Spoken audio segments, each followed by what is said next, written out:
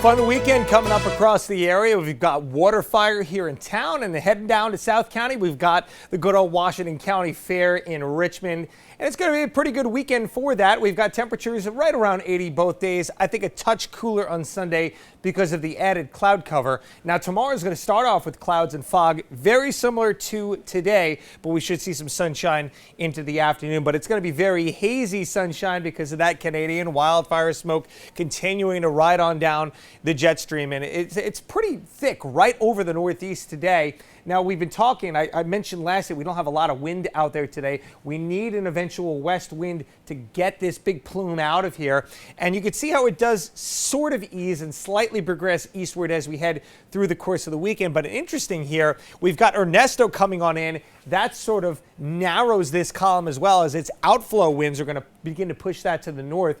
Meanwhile, we have a cold front coming in from the west as we head into Sunday night and Monday. So I think eventually, again, this is going to be easing by the time we get through the weekend. There is Ernesto right now. We're losing the sunshine, so we're losing that visible satellite here, but interesting to see how fairly well defined it is. Still a Category 2 storm impending doom here. I don't mean to make it sound bad. Obviously, Bermuda better than most to withstand a storm of this magnitude, but the good news is it is expected to weaken overnight and perhaps down to a Category 1 by tomorrow morning here, but still winds sustained 85 miles per hour. You're still going to have wind gusts over 100 miles per hour. Obviously, a lot of storm surge there, in addition to all the rain that comes along with this storm system. Stays well away from us here in southern New England, but we are again going to feel the indirect effects from this storm in the way of elevated surf conditions and rip currents as we go throughout the weekend.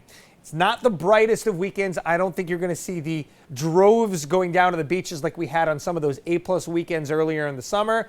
But if you are heading out of the beach, I still think we'll have plenty of folks down there. You do need to use caution when you are entering the water. Make sure that the lifeguards are on duty and you are staying in between the flags. We do have a moderate to high risk of rip currents tomorrow. We get the little red here for places like Second Beach over by Newport because of the fact that there are no islands protecting, and you could have more of a undertow heading on out to sea here. So use extreme caution there and an elevated sense of awareness really at all of our beaches. Notice the wave heights 4 to 7 feet out there, so it is going to be quite active as well. If you are not a strong swimmer, best to stay on the sand this weekend. So overnight we're going to see those clouds and the areas of fog coming back into play. Bit of an overcast start to tomorrow. Like today, we'll get some breaks of sun, but again, it's not going to be a bright blue sky. It's going to be very hazy out there with that wildfire smoke. Same scenario as we head into Sunday, but the clouds are a little bit stingier this time, and we also have some showers. You can see them behind me building off to our west.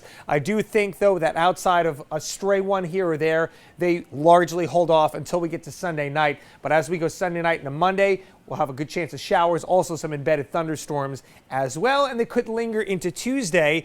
Notice the temperatures here. We don't have a lot of 80s in the 7-day forecast here. Best chance for that is over the weekend. We'll be in the 70s as we head into next week as that front passes on Tuesday, lowering humidity. Some really comfortable sleeping nights next week, Tiffany. Look at those numbers, 58, 56, 57. So we're going to have a chance to give the AC a break here going forward in time. And really, the daytime's looking absolutely lovely Wednesday through Friday as well.